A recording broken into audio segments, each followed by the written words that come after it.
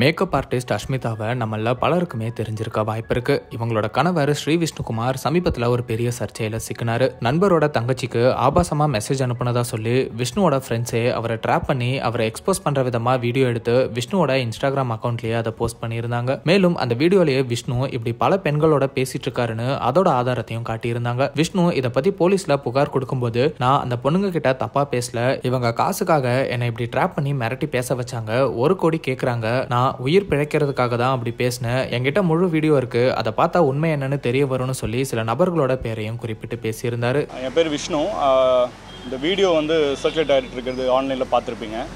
என்னை இப்போ வரைக்கும் பிளாக்மெயில் பண்ணிட்டு இருக்கிறாங்க. திரு சந்தோஷ், காயத்ரி, ரகுநாத், தினேஷ், மரியான் அண்ட் பேர் தெரியாத இன்னும் ஒரு ரெண்டு பேர்.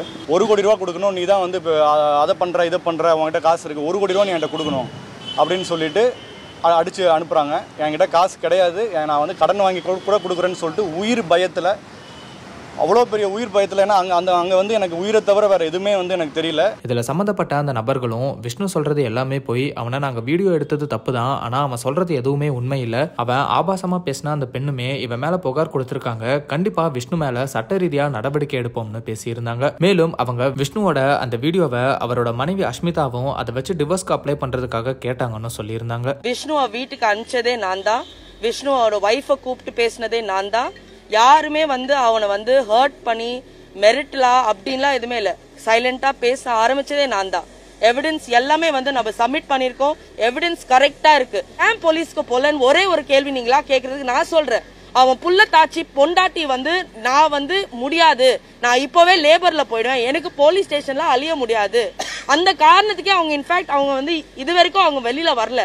அண்ட் நான் ஒரு விமனா சொல்ல, அது அவங்களோட ஸ்டோரி, அவங்களே வெளில வருவாங்க, வெளியில வரும்போது உண்மையா வெளியில வரும். நம்மளுக்கு தெரியல சார், இது இவ்வளோ வைரலா போகும் நம்மளுக்கு கொஞ்சம் கூட தெரியல. அவங்க என்ன சொன்னாங்கன்னா, அஷ்மிதா மேம் என்ன சொன்னாங்கன்னா, இது ஃபர்ஸ்ட் நம்ம 1 மினிட் வீடியோ தான் ரிலீஸ் பண்ணலாம்னு சொன்னாங்க. இந்த 1 மினிட் வீடியோல இதுக்கப்புறம் நான் டிவோர்ஸ் வாங்குறதுக்கு ஈஸியா இருக்கும்னு சொன்னாங்க.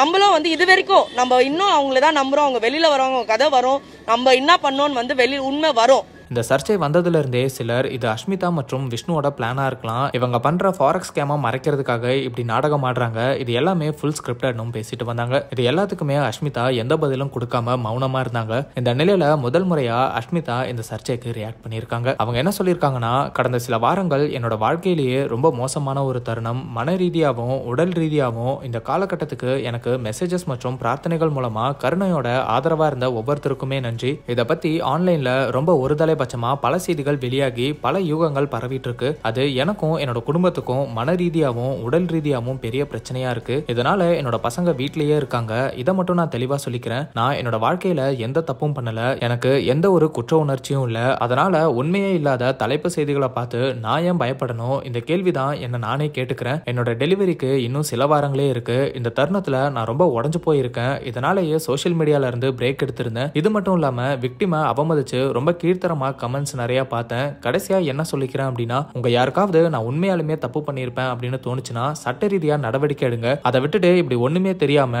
எந்த விளக்கமும் இல்லாம என்னோட பேரை கெடுக்கிற விதமா பொது குற்றச்சாட்டு வச்சிட்டு இருக்காதீங்க. எனக்காகவும் என் தங்கச்சிக்காகவும் என் குழந்தைகளுக்காகவும் பிரார்த்தனை பண்ணுங்க. ரொம்பவே கடினமான ஒரு காலத்துல நாங்க இருக்கோம். கொலை மிரட்டல்களும் வந்துட்டு இருக்கு. நீங்க என்னோட பயணத்தை, கஷ்டங்களை, வெற்றிகளை பார்த்திருக்கீங்க. இதை எல்லாத்தையுமே நீங்க நினைச்சு பாருங்க. இப்பயும் நினைப்பீங்கன்னு நம்புறேன். என்ன சவால்களை நான் எதிர்கொண்டாலும் என்னோட கிளைண்ட்ஸ்க்கும் மாணவர்களுக்கும் கொடுத்த கமிட்மெண்ட்ஸை கண்டிப்பா தொடர்ந்து பண்ணுவேன் அப்படின்னு அஷ்மிதா எல்லா குற்றச்சாட்டுக்கும் மறுப்பு தெரிவிச்சு முதல் முறையா பேசியிருக்காங்க.